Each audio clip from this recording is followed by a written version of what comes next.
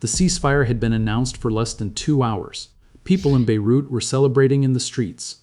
Lebanese families who had fled their homes were packing their belongings and driving back.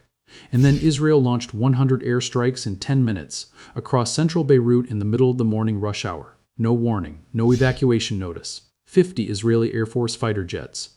160 munitions. At least 303 people killed. 1,150 wounded. Israel called it Operation Eternal Darkness. And it did it on the first day of the ceasefire that the entire world had just been told would end the war. What happened in Beirut on April the 8th is not a footnote to the ceasefire story. It is the story.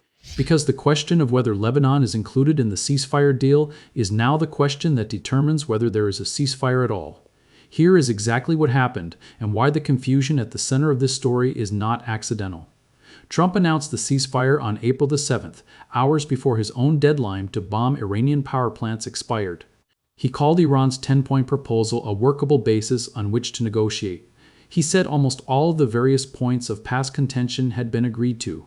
Pakistani Prime Minister Shehbaz Sharif, the lead mediator who brokered the deal, immediately posted that Iran and the United States, along with their allies, had agreed to an immediate ceasefire everywhere, including Lebanon and elsewhere, effective immediately.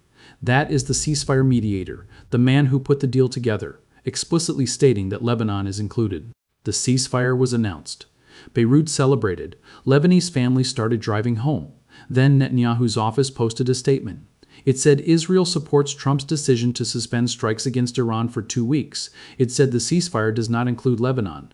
Hours later, Operation Eternal Darkness began. Central Beirut, morning rush hour. 5 neighborhoods simultaneously, no warning. Strikes hit densely populated areas with no connection to Hezbollah's traditional strongholds in the southern suburbs.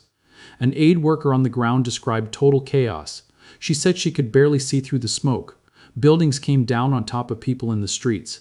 The American University of Beirut Medical Center issued an urgent appeal for blood donations as medical supplies ran low.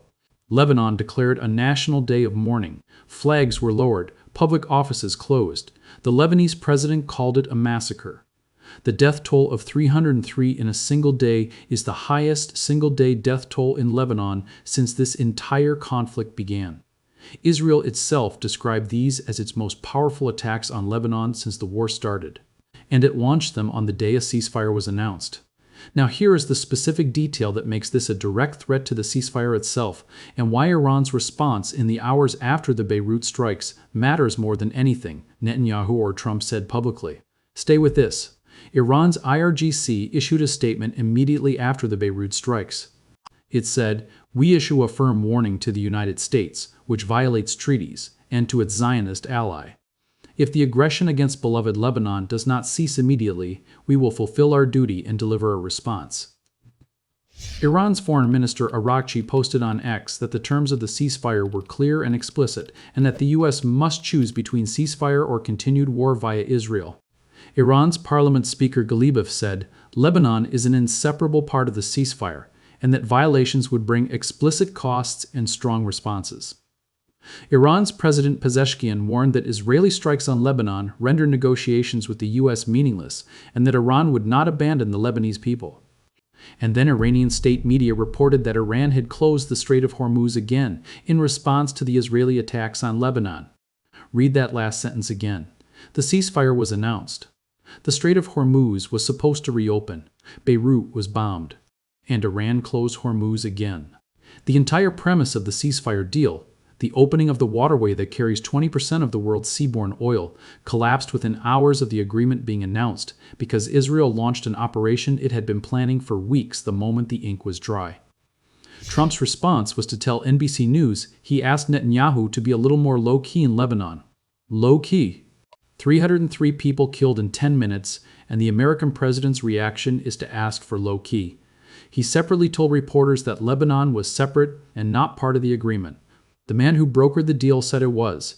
The mediating country Pakistan said it was. France said it was. The EU said it was. Iran said it was. The only parties saying Lebanon is not covered by the ceasefire are the United States and Israel.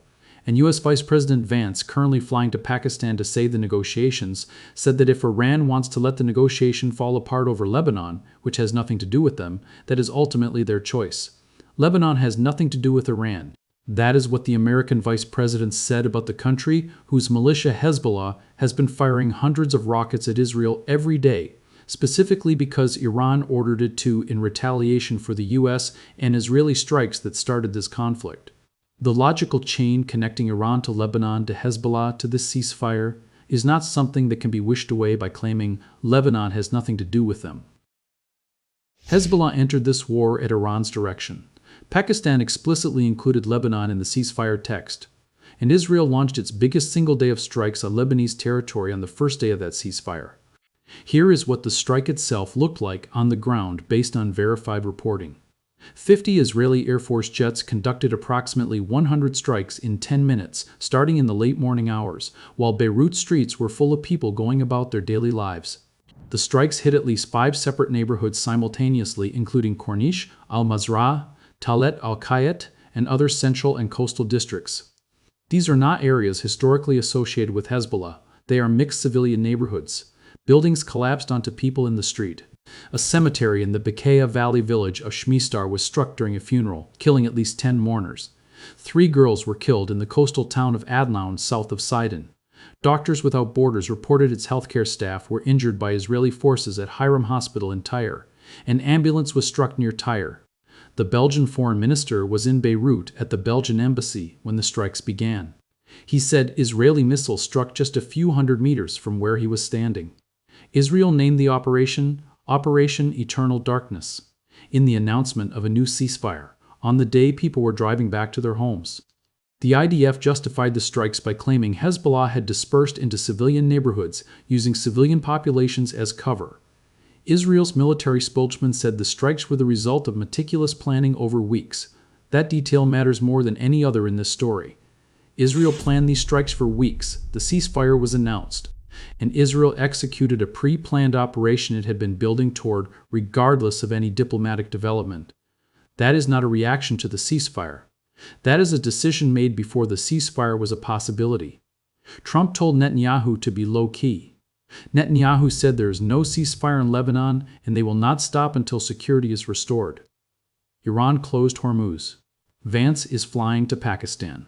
The ceasefire that was supposed to end the biggest oil disruption in history lasted less than 1 day before the country that triggered the entire conflict launched its biggest single strike of the war on a neighboring capital during rush hour.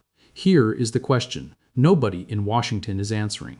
If the ceasefire mediator explicitly included Lebanon in the agreement, and if Israel planned and executed its largest Lebanon strike on the day the ceasefire was announced, did the United States know Israel was going to do this?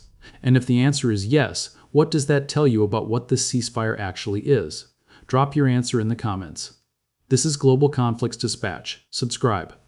Back tomorrow.